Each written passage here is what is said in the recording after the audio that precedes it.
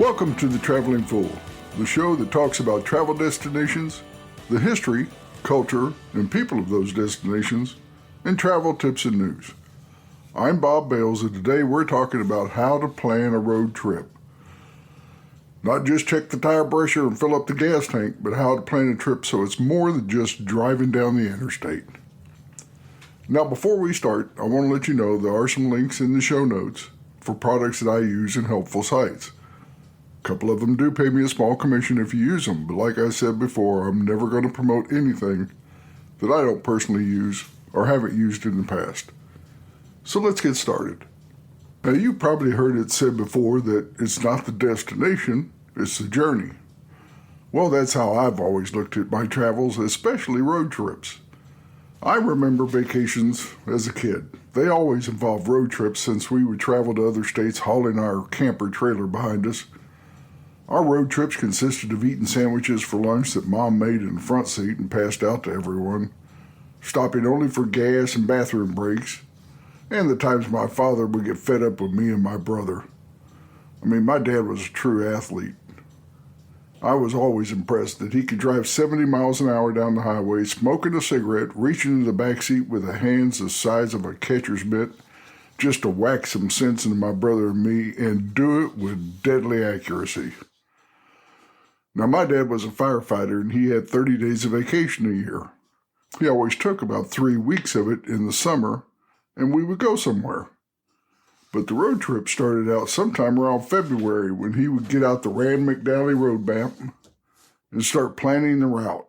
We would calculate total miles, how much gas needed to be used based on the car's gas consumption, distances and time between stops, camping sites, places of interest along the way.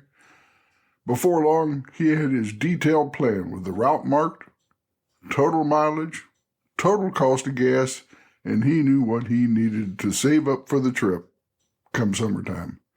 But the road trips of my youth fueled my passion for travel, learning about new places, and led to my interest in history since we always stopped at historic locations. Now, almost every blog post, article, or guide out there about planning road trips lists the same thing, so let's get them out of the way just so you can check the box, and then we'll get into the meat of the subject. Prepping your vehicle for the trip and packing. Now, I'm going to lump both of these into one subject because it's really not that hard. Check the oil, tires, brakes, ensure your vehicle's maintenance is up to date. Consider packing a car emergency kit. Pick one that suits your needs. They have a wide variety of kits that contain jumper cables, flares, tow straps, first aid kits, and so on. Just pick one that'll give you peace of mind in case something happens on the trip. You can buy them off of Amazon for anywhere from $20 to over $100. Now, since you're on a road trip, you can pack everything in the car, just cram it in the vehicle and go. But you don't want to do that.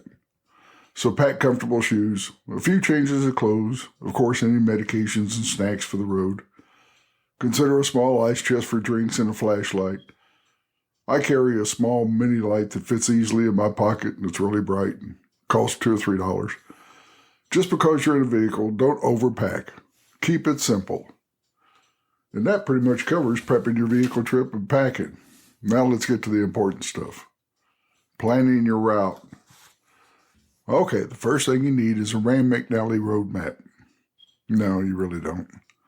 I know everyone likes using their cell phone for everything these days, but I like using my laptop when it comes to planning trips. I can easily bounce between the tabs doing research on several things and have multiple tabs open without losing track of one another. And yes, you can do that on a cell phone, but either I'm just too technically disadvantaged or it's just easier on a laptop. For instance, I'm planning a trip to Gulf Shores, Alabama in a few months. So I go to Google and I put in Houston to Gulf Shores and click on the map view.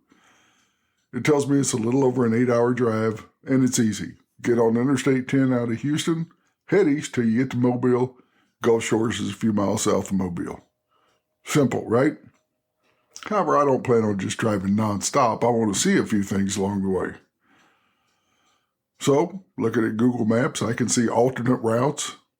Check to see if I want to stop along the way and check something out, which means on this trip, I'll probably get off Interstate 10 somewhere around Mississippi and drive along Highway 90 down coastal Mississippi and explore some of that area a little bit.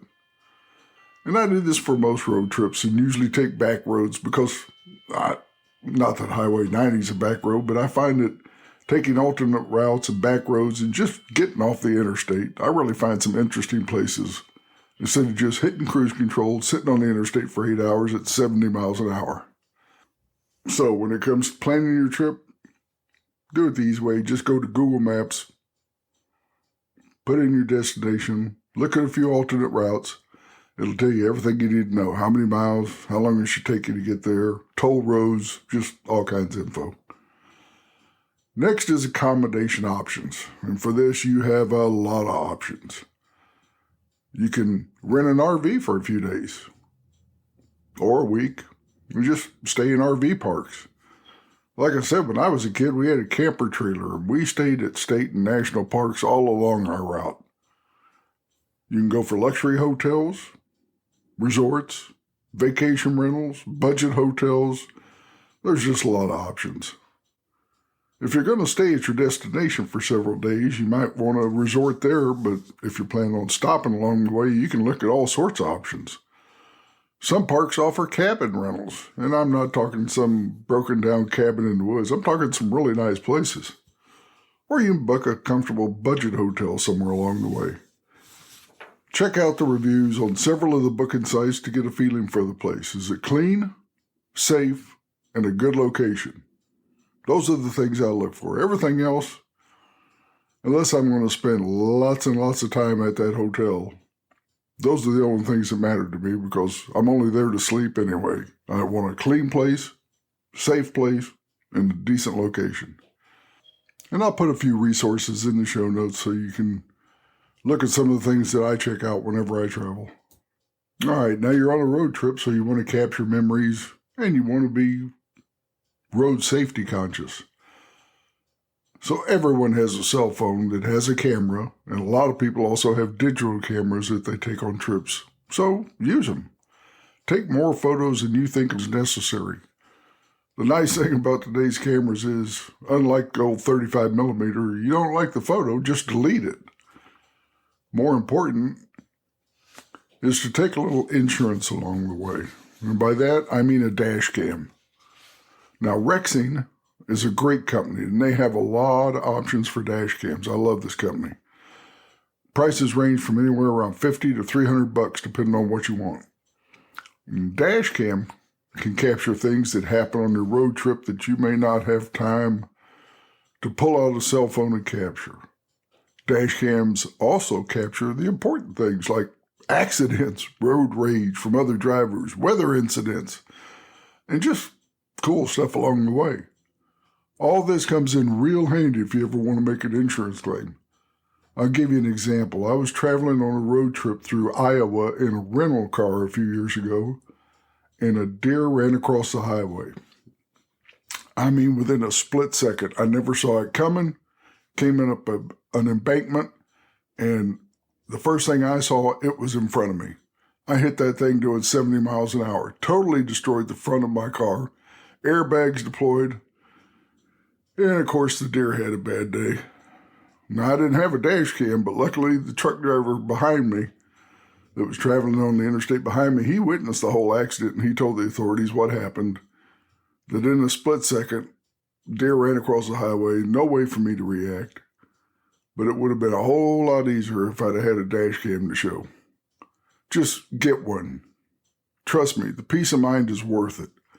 Plus, you capture some really cool video along the way.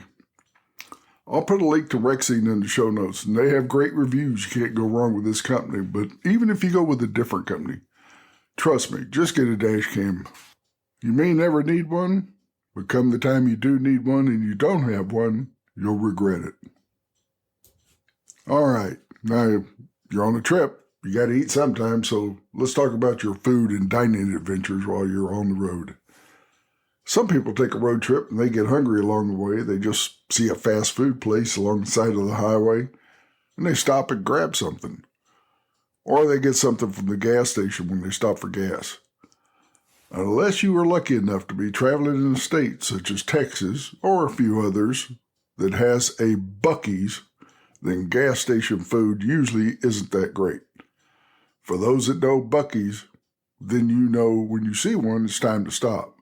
For those that don't know Buc-ee's, think mega gas station with up to 100 pumps or more, and the inside sells everything from clothes to barbecue pits, smoked sandwiches, smoked brisket sandwiches, fudge, breakfast sandwiches. Well, just trust me, it's worth a stop. When I'm planning my route using Google, I know when I plan on leaving, and I look for approximately where I will be at certain times. Let's take this trip to Gulf Shores I'm planning on going on. I plan on leaving around 2 o'clock in the morning. A couple of reasons. I can get out of Houston, get away from the metropolitan area before there's any morning traffic going on. It's nice and quiet at 2 in the morning. I can roll down the window a little bit, light my cigar, sip my coffee, and hit the road. I also plan on stopping along the way, so I want to be able to leave early enough so I can see a few things and get into my destination early enough to relax and see a few things when I get there as well. So I plan on leaving very early in the morning. And I know approximately where I'll be come breakfast time, and I know it'll probably be somewhere around Bay St. Louis or Gulfport, Mississippi. So once again, using Google Maps, I search for restaurants or breakfast. Just put that in the search terms around those areas and I zoom in, and they'll let you hit search this area. And you'll come up with all kinds of places. Now, I like to try local restaurants when I travel, not the chain restaurants or the fast food places. So when I do this, I get Google reviews, I can check out what the place looks like, and I can always cross-reference it with some place like Yelp to get some other reviews, which I find Yelp and Google reviews they're not always accurate, but if there's enough of them in there, you can take it pretty much accurately.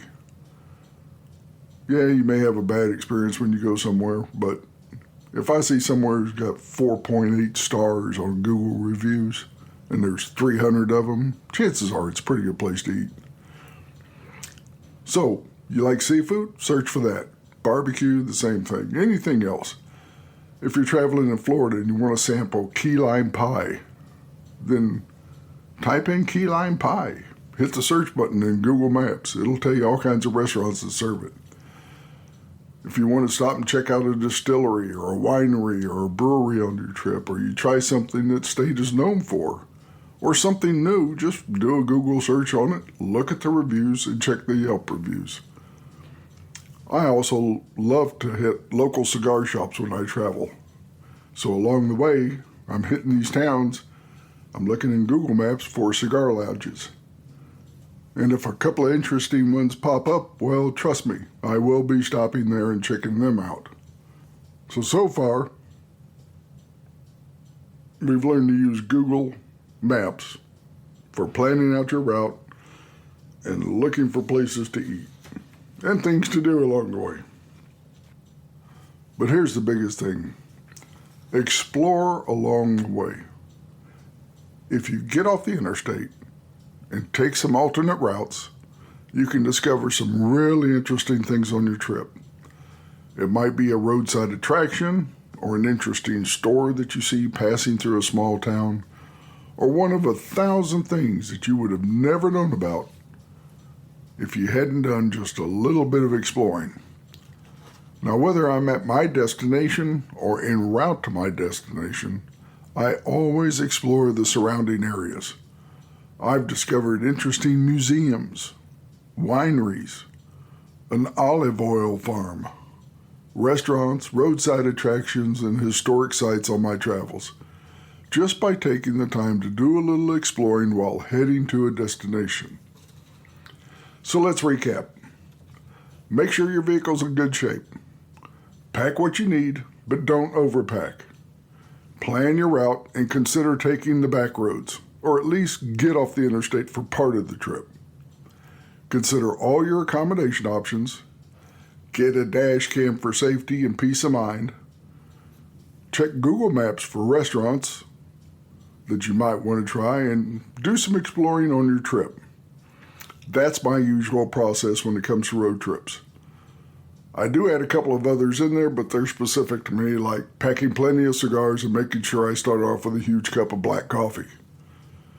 But road trips can be a lot of fun. If you have young kids, it's something that will remember for the rest of their lives. And if you have older kids, well, hopefully they get along with each other.